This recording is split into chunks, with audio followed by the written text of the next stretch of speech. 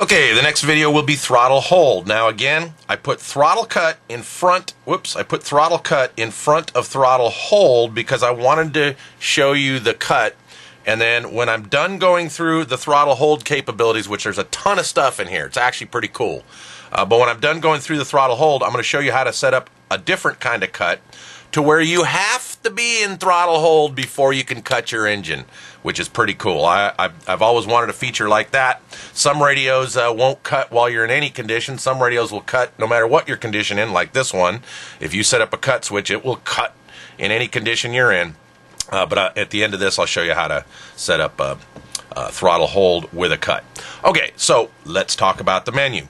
So as we know, in the flight condition menu, you have to do this first. In the flight condition menu, we did add a hold, all right? So we have a hold, and we want to have that hold, all right, in order for the hold menu to work. So when I hit hold, it shows hold. All right, so the simplest form of this, and by the way, you really want to set up a throttle hold on any helicopter. It's a safety switch.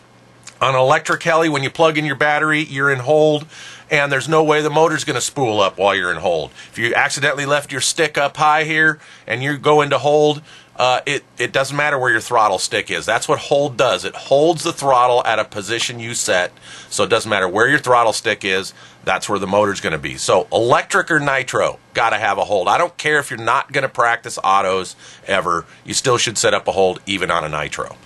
All right, so let's talk about how to do that.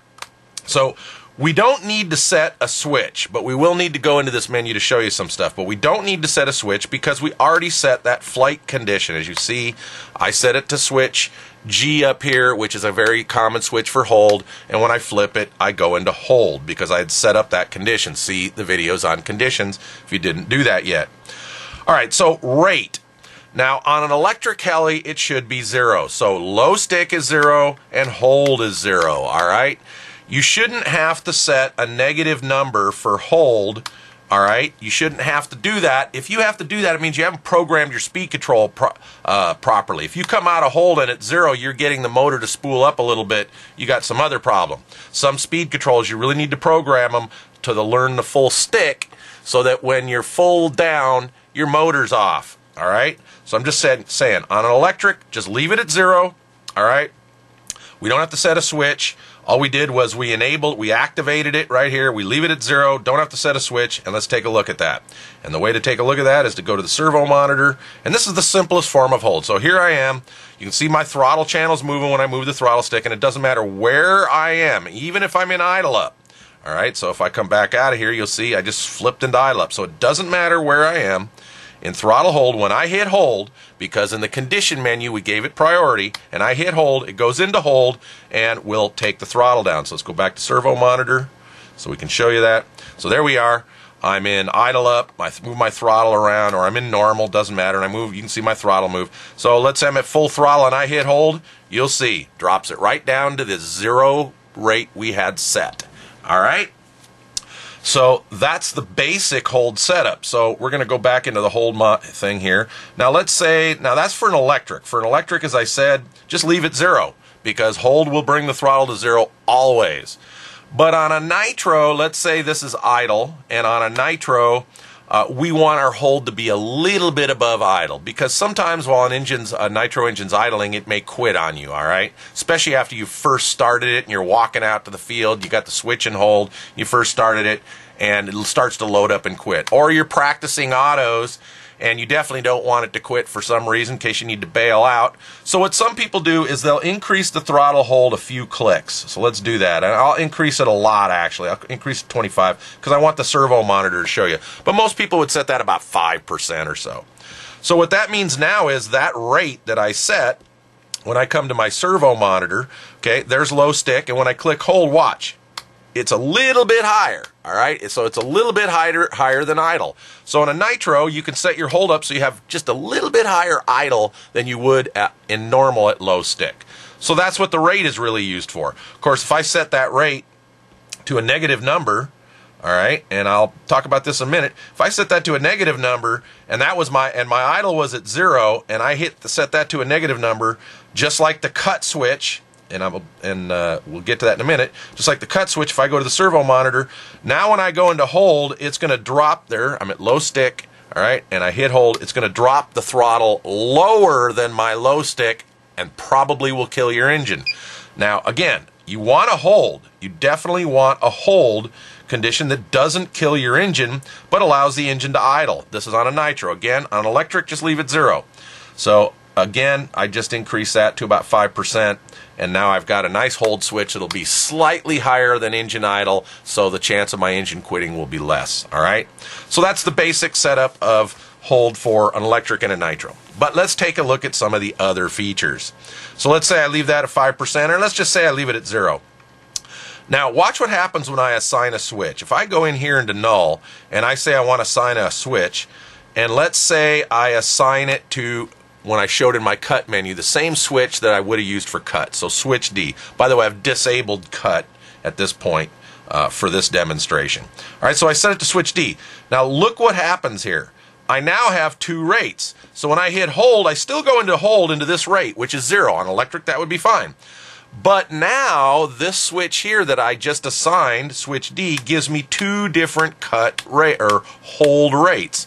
So I could have it, I could make this so hold here gives me the same as idle, and I could have make this switch a safety, so I'll come down here and I'll increase this to say, 10%, so that when this switch is down and I go into hold, I will get this 10% rate, right?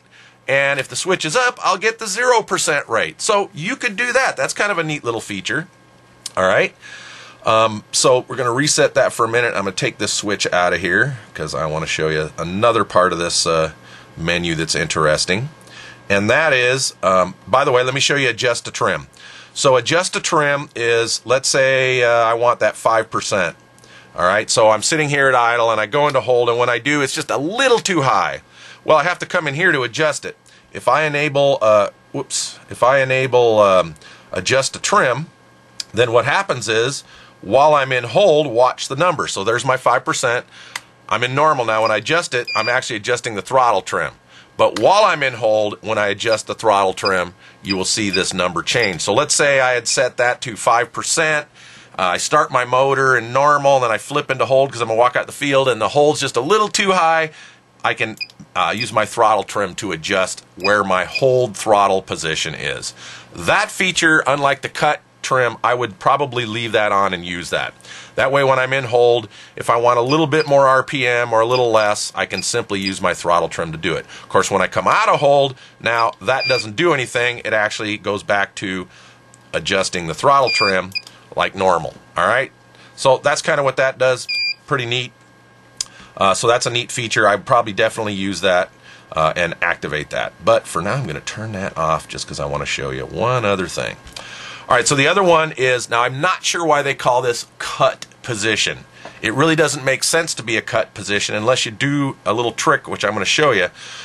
It really should be called hold position. So by default, when you enable hold, it's on and on at 100%. What does that mean? Again, that means that anytime I go into hold, and let's go to the throttle menu again, or the monitor menu, anytime I go, doesn't matter where my throttle is, anytime I go into hold, it will always go to the hold throttle position.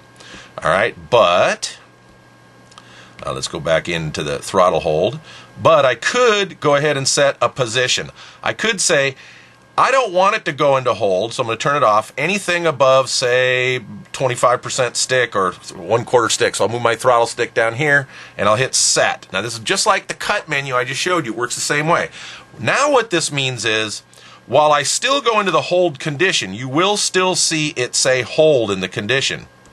Right? It says normal, hold. It still says hold, but my throttle is not going to move to the hold position until I get into the on area or below the 27% you set. Now again, to set this number, touch it, move the throttle stick where you want, all right, and hit set, and it'll set it to wherever the throttle stick is. So right now I'm at 22. So if you'll watch now, if we go into the servo monitor menu, all right, now see, I'm in normal, throttle's moving normally, I'm way up here in throttle, and I hit hold. Notice it dropped, but it did not drop into the hold throttle position. Until I get to 22%, Boom, now it's in the hold. Works very much like cut does. Make sense? So that means that now if I'm down here somewhere and I go into hold, see, it will go into hold. And once it goes into hold, it'll stay in hold. Doesn't matter where you move the throttle stick. But if I'm up here and I go into hold, nothing happens. It's interesting, you see it drop a little bit on how that works. So it's kind of a weird kind of a thing. But anyway, I don't know what anybody would use that for. All right, meaning that I don't know what anybody would want to set the position. When I want to go into hold, I always want to go into hold. All right, so just showing you what that does. It's a feature I don't think I'd ever use, so 100% on. That way we always go into hold.